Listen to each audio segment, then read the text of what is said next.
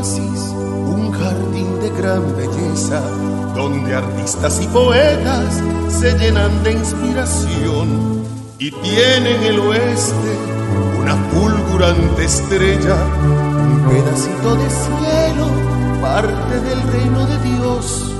Hoy quiero regalarle a esta ciudad de hermosura, la sultana del oeste, la del sabor amargo, mi más lírica alabanza, mi poesía más fina y pura, y una melodía bordada con hilos del corazón.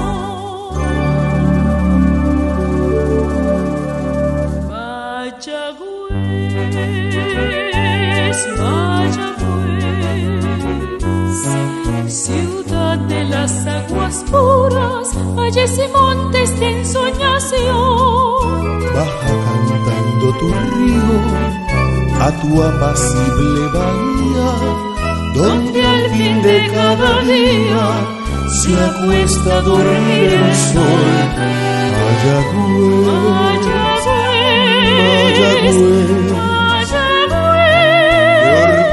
para nosotros tu historia es de este humilde taíno que bautizó al río Yagüez, a Eugenio María de Hostos, que inmenso fue.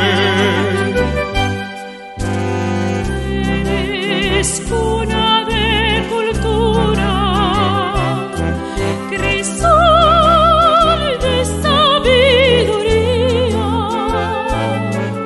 la Virgen de la Candelaria dotó a tus damas de gran belleza y de simpatía.